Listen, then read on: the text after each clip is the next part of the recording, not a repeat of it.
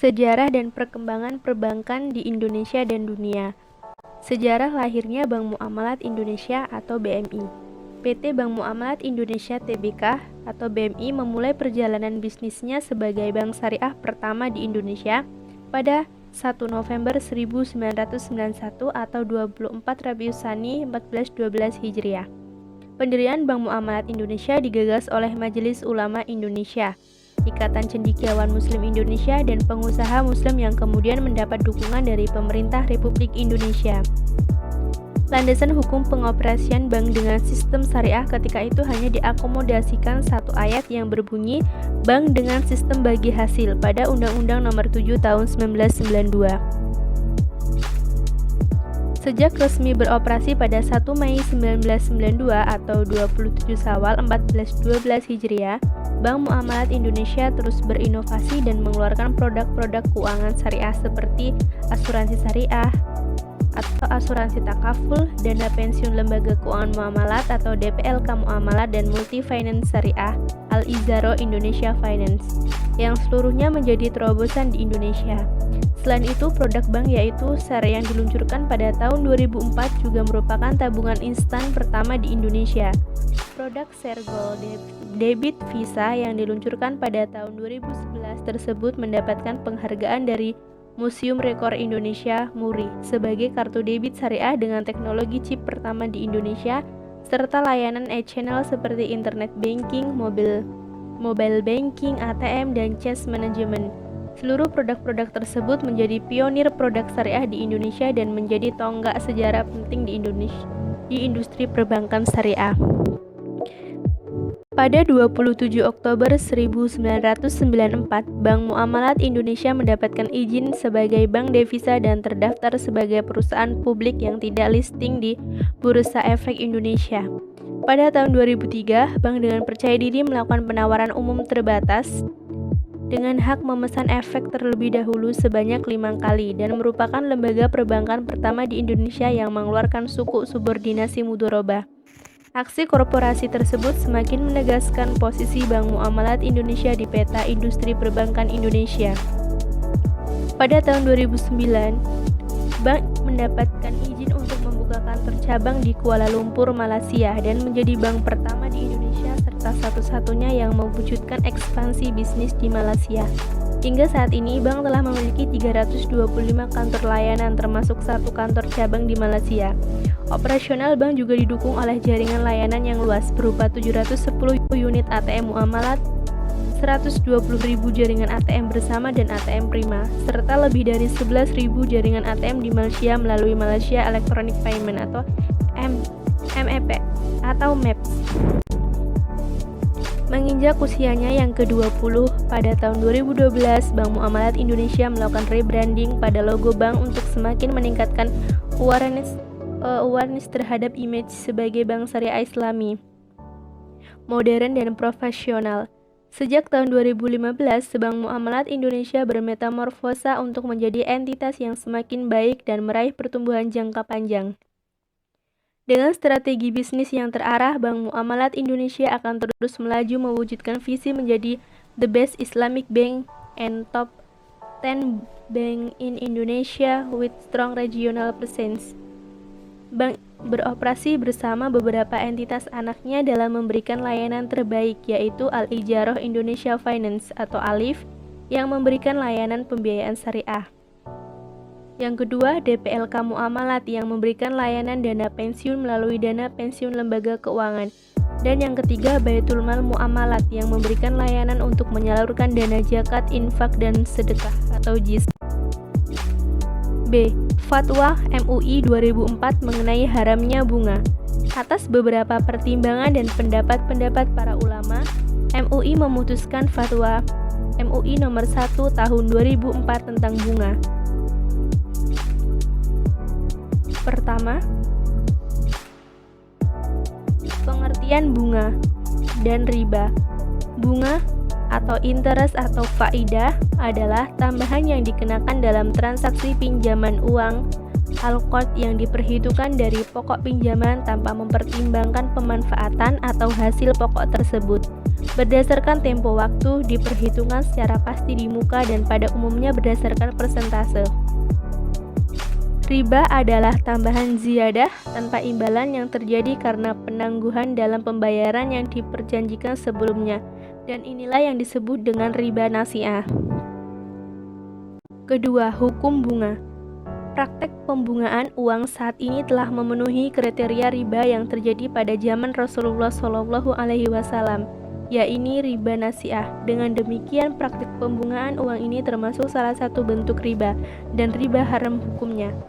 Praktek penggunaan tersebut hukumnya adalah haram, baik dilakukan oleh bank, asuransi, pasar modal, pegadaian, koperasi, dan lembaga keuangan lainnya maupun dilakukan oleh individu. Ketiga, bermuamalah dengan lembaga keuangan konvensional. Untuk wilayah yang sudah ada kantor atau jaringan lembaga keuangan syariah dan mudah dijangkau, tidak dibolehkan melakukan transaksi yang didasarkan kepada perhitungan bunga. Untuk wilayah yang belum ada kantor atau jaringan lembaga keuangan syariah, diperbolehkan melakukan kegiatan transaksi di lembaga keuangan konvensional berdasarkan prinsip darurat.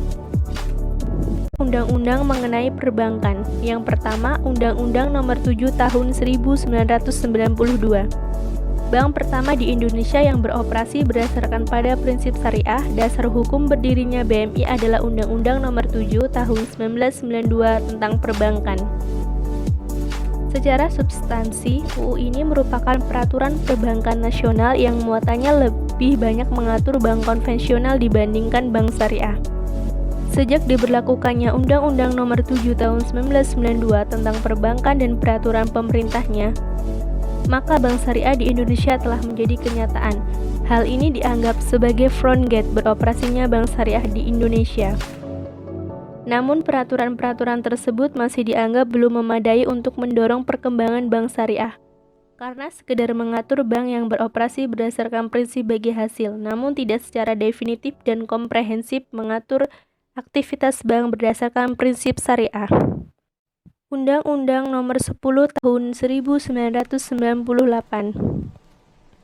Dengan memperhatikan kebutuhan pengaturan yang lebih jelas mengenai perbankan syariah, maka dalam amandemen dalam Undang-Undang Perbankan, yaitu dalam Undang-Undang 10 Tahun 1998 tentang perubahan dalam Undang-Undang Nomor 7 Tahun 1992 tentang perbankan, telah diakomodir beberapa pengaturan mengenai kegiatan perbankan syariah. Antara lain, pengertian bank mencakup bank syariah, pengertian prinsip syariah, dan pembiayaan. Undang-Undang Nomor 10 Tahun 1998 ini juga membolehkan bank konvensional untuk menjalankan aktivitasnya berdasarkan prinsip syariah sesuai dengan ketentuan yang ditetapkan Bank Indonesia, Pasal 6 huruf M.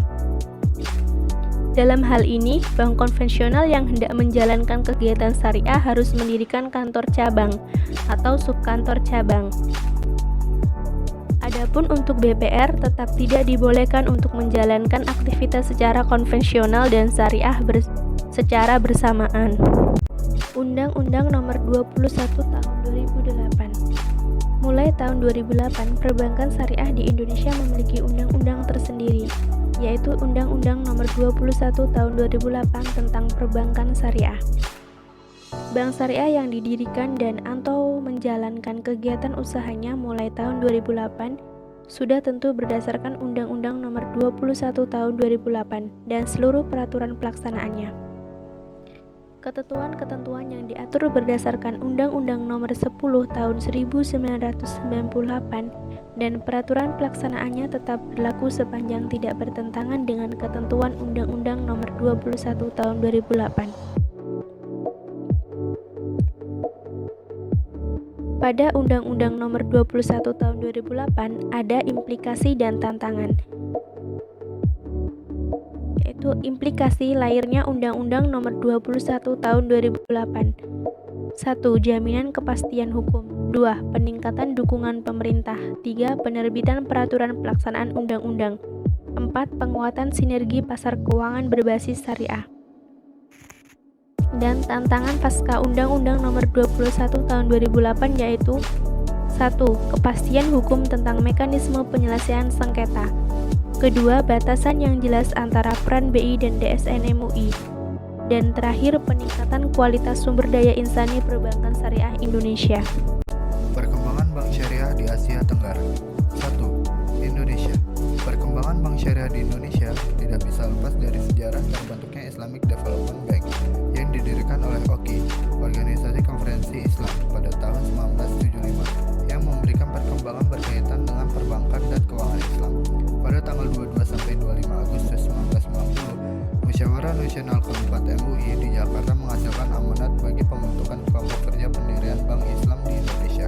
Bank Syariah di Indonesia sebenarnya telah mendapatkan dasar legitimasi yang kuat dengan ketentuan deregulasi sektor perbankan pada tahun 1983. Perbankan syariah semakin kokoh setelah disahkan UU Perbankan Nomor 7 Tahun 1992, di mana bank diberikan kebebasan untuk menentukan jenis imbalan yang akan diambil dari nasabahnya, baik bunga ataupun keuntungan bagi hasil. Bank Muamalat Indonesia merupakan bank syariah pertama yang berdiri pada tahun 1991. Berdirinya bank ini diprakarsai oleh Majelis Ulama Indonesia dan pemerintah serta dukungan dari Ikatan Cendekiawan Muslim Indonesia dan beberapa pengusaha muslim lainnya.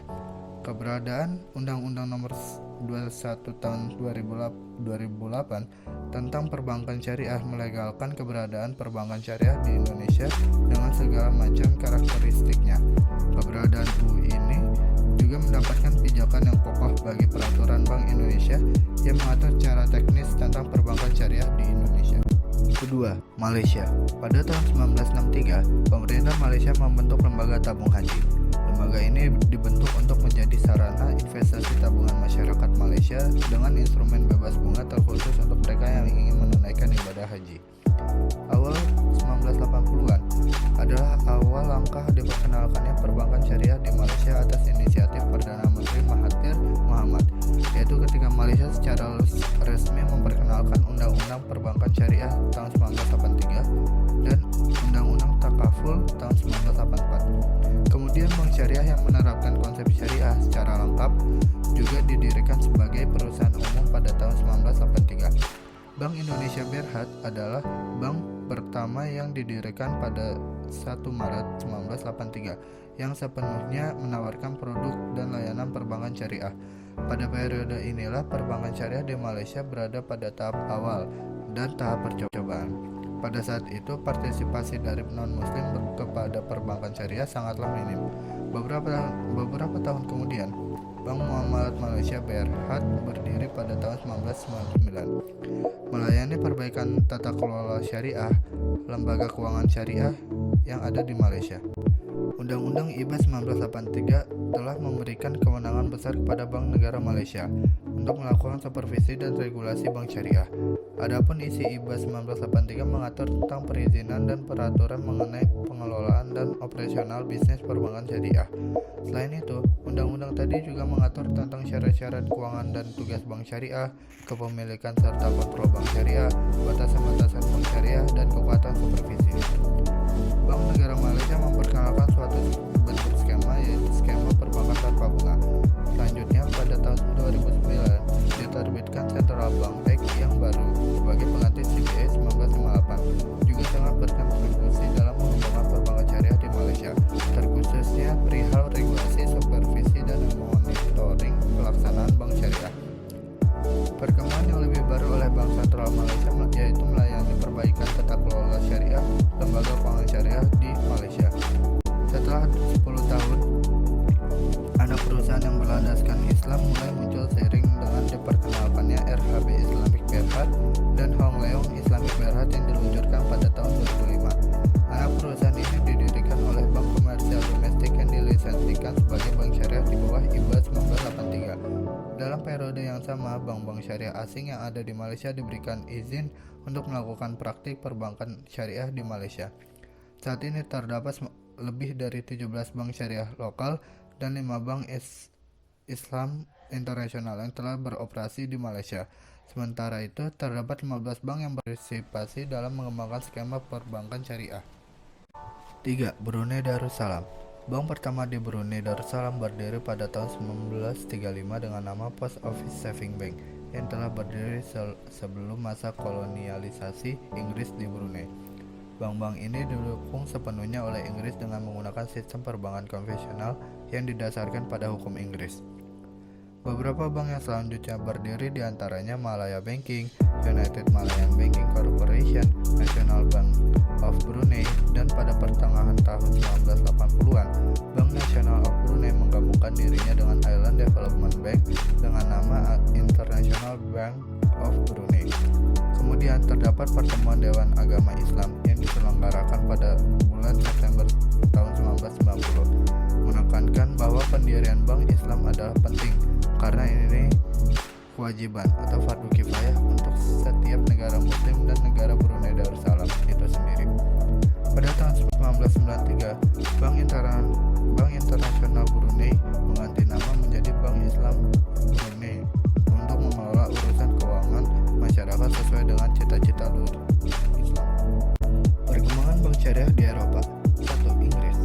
Glenwood Benson adalah investor yang mendirikan suatu Islamic Investment Fund di London pada tahun 1986. Laporan ini dibuat oleh International Finance Service London yang mengungkapkan bahwa perbankan Islam di Inggris lebih besar daripada Pakistan. Pada tahun 2008, di Inggris baru ada 3 bank yang sepenuhnya melakukan kegiatan berdasarkan prinsip syariah, yang melarang bunga bank, melarang pembiayaan barang, dan kegiatan yang dilarang oleh prinsip syariah. Inggris memiliki 17 lembaga keuangan terkenal seperti Barclays, RBS, dan Lloyds Bank Group telah membuka cabang khusus melakukan kegiatan perbankan syariah. Salah satu bank syariah yang terkemuka di London adalah Islamic Bank Britain, yang menawarkan jasa-jasa perbankan retail, juga menawarkan produk perbankan kepada perusahaan-perusahaan besar, termasuk membiayai bidang properti.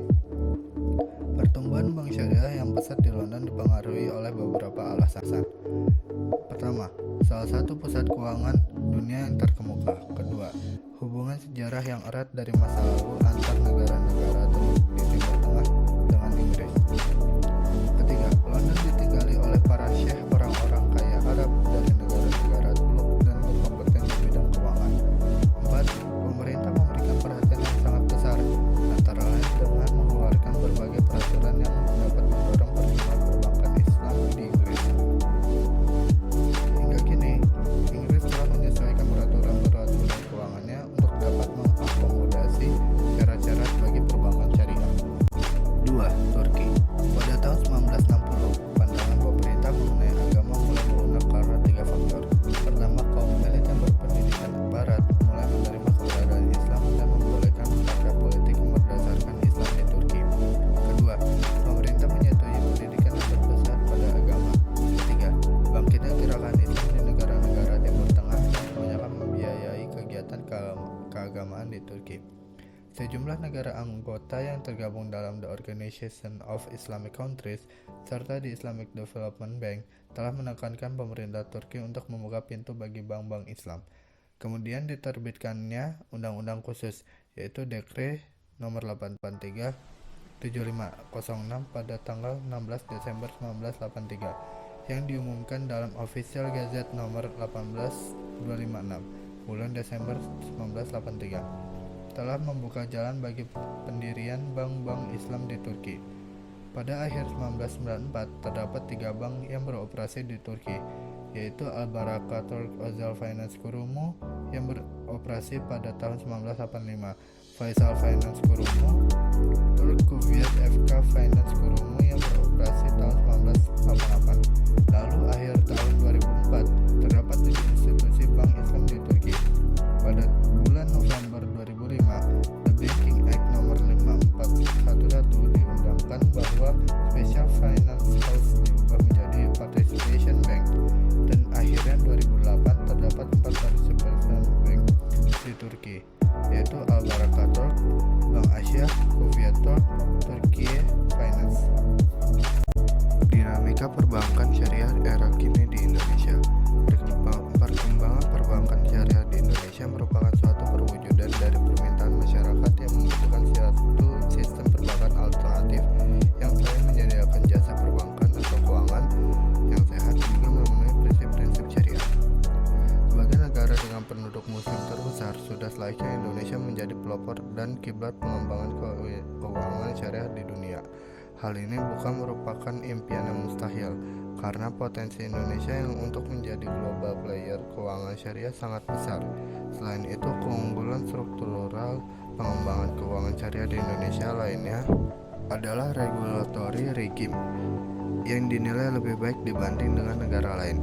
Di Indonesia, kewenangan mengeluarkan fatwa keuangan syariah bersifat terpusat oleh Dewan Syariah Nasional atau DSN dan Majelis Ulama Indonesia atau MUI yang merupakan institusi yang independen. Sementara di negara lain, fatwa dapat dikeluarkan oleh perorangan ulama sehingga peluang terjadinya perbedaan sangatlah besar. Potensi lainnya dari sisi regulasi terutama setelah lahirnya UU Nomor 21 Tahun 2008 tentang perbankan syariah. Dengan pengesahan ini, industri perbankan syariah di Indonesia diharapkan dapat berkembang lebih baik dan memberikan manfaat lebih besar. Sesuai dengan peraturan perundang-undangan, kelembagaan perbankan syariah di Indonesia dibagi menjadi 3 bentuk. Pertama adalah Bank Umum Syariah, yakni bank syariah yang dalam kegiatannya memberikan jasa dalam lalu lintas pembayaran. Kedua, unit usaha syariah. Sebagai unit kerja dari kantor pusat, bank umum konvensional yang berfungsi sebagai kantor induk dari kantor atau unit yang melaksanakan kegiatan usaha berdasarkan prinsip syariah, atau unit kerja di kantor cabang dari suatu bank yang berkedudukan di luar negeri yang melaksanakan kegiatan usaha secara konvensional yang berfungsi sebagai kantor induk dari kantor cabang, pembantu syariah dan atau unit syariah. Ketiga, perbankan syariah yang berupa bank pembiayaan rakyat syariah.